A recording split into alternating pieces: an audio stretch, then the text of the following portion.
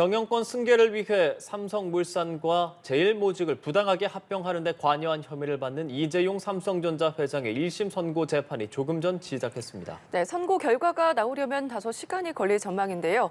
현장에 나가 있는 취재기자 연결해 보겠습니다. 김예림 기자. 네, 이곳 서울중앙지법에서는 오후 2시부터 이재용 삼성전자 회장에 대한 1심 선고 공판을 진행 중입니다. 지난 2020년 9월 1일 검찰의 기소 이후 3년 5개월 만에 부당합병 의혹에 대한 법원의 첫 판단이 내려지는 겁니다.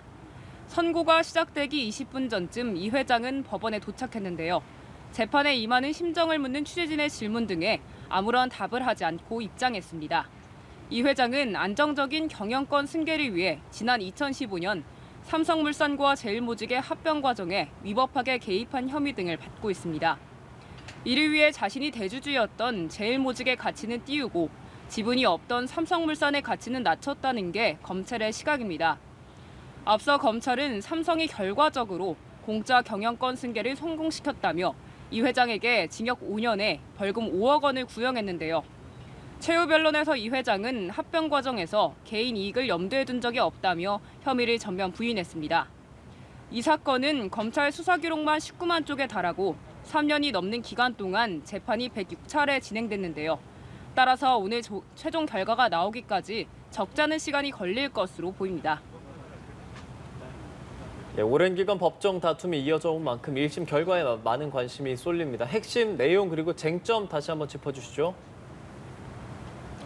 네, 핵심 쟁점은 2015년에 이뤄진 삼성물산과 제일모직 합병 과정이 정상적이었는지 혹은 불법적인 부분은 없었는지입니다. 검찰은 당시 양사의 합병은 이 회장의 그룹 지배력 강화와 승계를 위한 후속 작업 기반 마련을 위한 것뿐이었다고 봤습니다.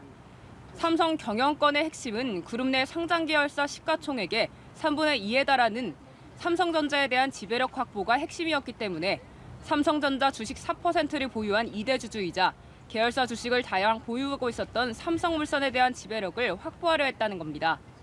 이를 위해 삼성미래전략실에서 삼성물산과 에버랜드를 합병하는 승계 계획안, 프로젝트 지를 마련했다는 게 검찰의 시각입니다. 검찰은 특히 이 회장에게 유리한 합병 조건을 만들기 위해 희세 조정과 허위 호재 공표 등 각종 불법 행위가 있었다고 봤습니다. 또한 삼성 바이오로직스 분식 회계 동안 이 회장이 최대 주주인 제일모직의 가치를 높이기 위한 그 작업의 일환이었다고 판단했습니다. 이 회장의 지시나 승인이 있었는지도 핵심적인 쟁점 중 하나인데요. 국정농단 뇌물 사건에 이어 이번에도 유죄가 인정된다면 삼성은 또다시 사법 리스크를 맞게 될 것으로 보입니다. 이 회장 측은 검찰의 주장에 대해 합병을 지시하거나 보고받은 적이 없고 합병은 삼성물산과 제일모직 두 회사에 도움이 되는 합리적인 경영 행위였다며 혐의를 전면 부인하고 있습니다. 지금까지 서울중앙지법에서 전해드렸습니다.